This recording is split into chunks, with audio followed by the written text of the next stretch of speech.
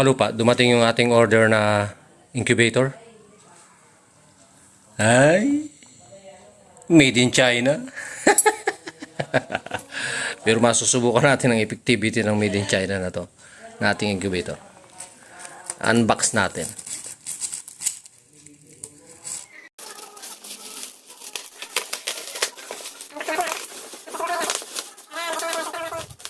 May kasama din mga kalupang yung pag nakapagpisa ng sisiyo, may patukaan to.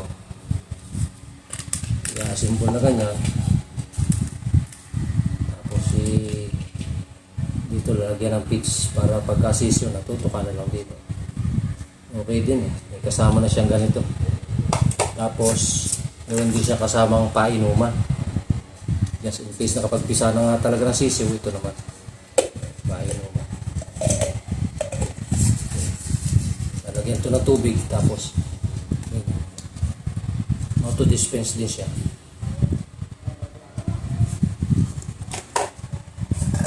Hindi siya kasamang parang flashlight para ma-determine kung yung itlog na ating isasalang ay magiging sisiyo ba o bugok. Kaya siya. Di baterya lang ito.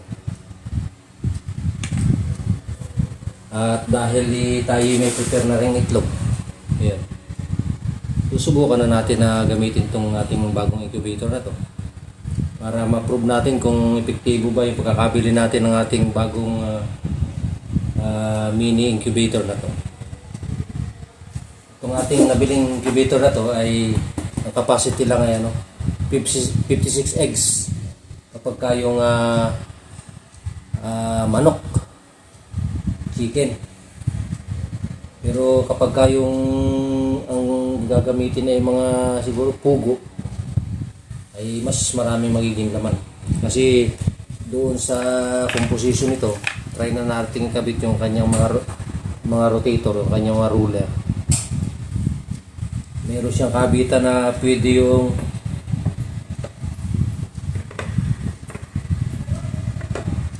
ganyan kalimit.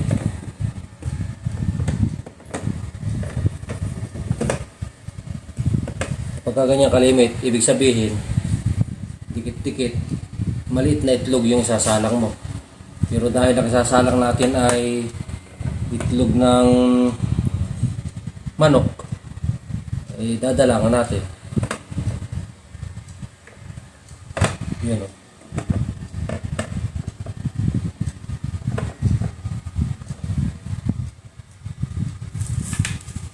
Siya yung pinaka-automatic rotator ng ating mga itlog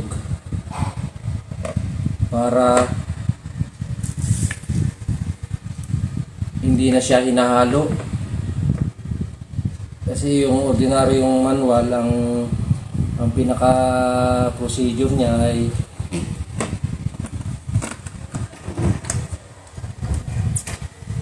manual mo nga haluin yung itlog.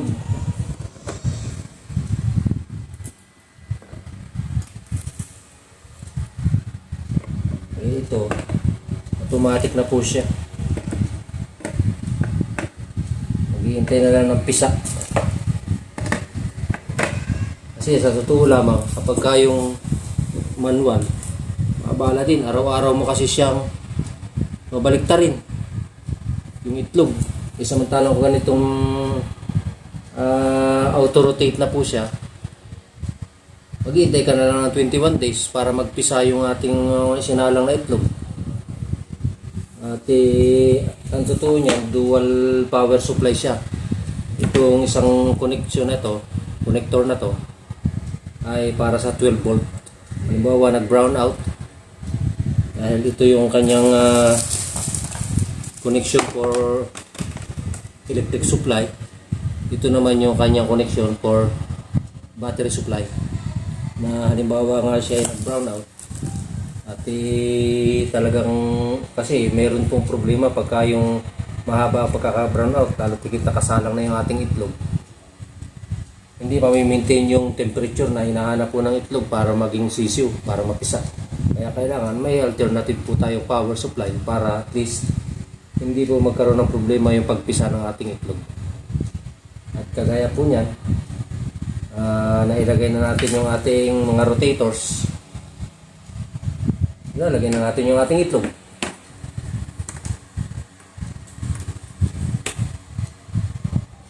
Yan o.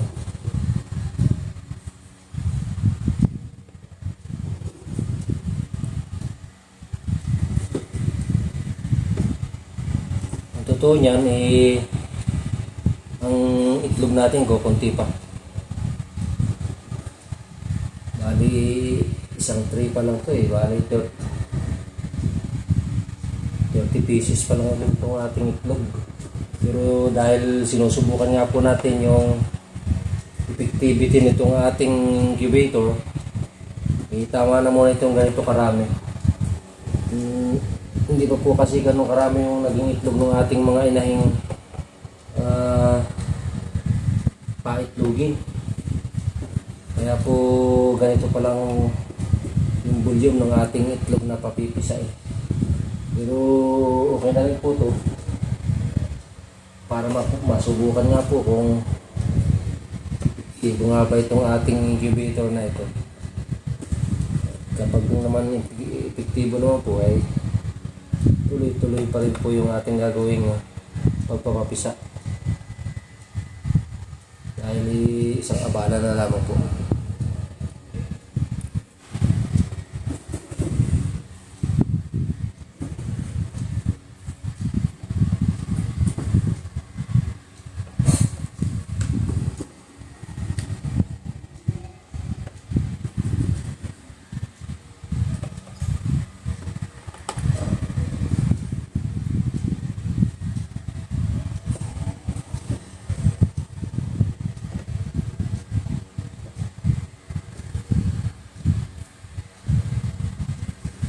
Totoo niyan mga kalupa, meron din tayo ditong kinuhang subukan po natin isabay. Meron tayo ilang pirasong itlog ng pabo. Subukan po natin isabay dito kung paano po siya pipisa.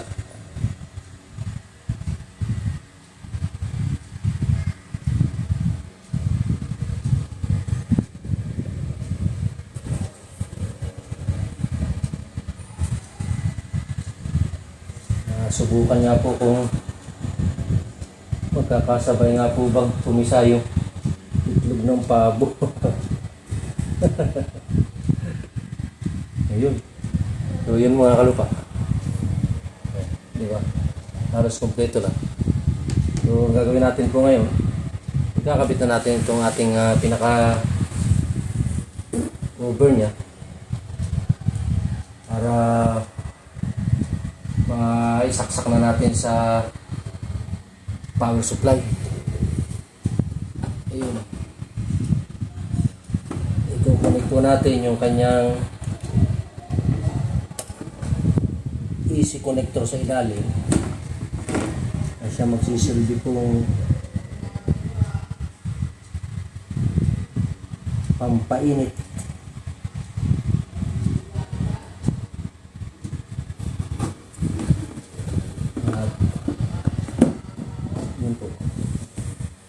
Ganun lang naman ang instruction. Wala naman pong ibang nakalagay na instruction yun. Para lang siyang planggana na nilagay ng itlog sa ilalim. Ang kakaiba lang po dito ay meron siyang electric power supply.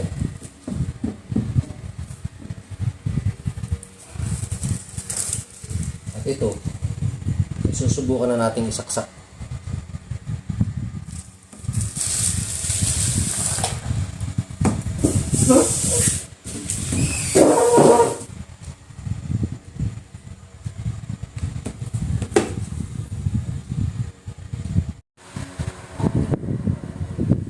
Sasaksak na natin mga kalupa sa kuryente itong ating nilagyan ng itlog na incubator at para magtuloy-tuloy na yung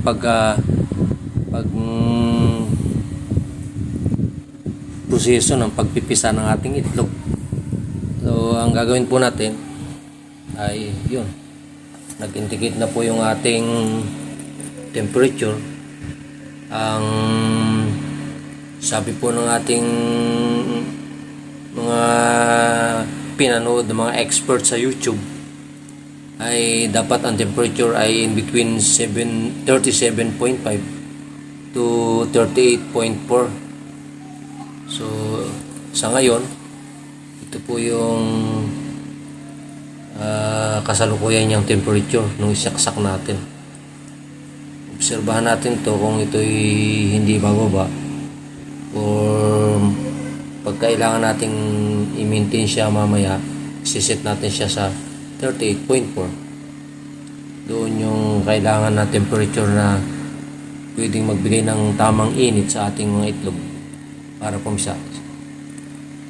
Pero pwede na rin po nating i-reset siguro. Pero yun, kasalukuyan po nagbabago. Ibig sabihin, itong ating incubator na nakuha ay meron na ding kumbagay nakaset na temperature.